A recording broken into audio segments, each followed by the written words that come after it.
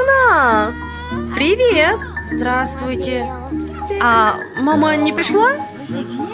Да ее мама всегда так. Вечеринка.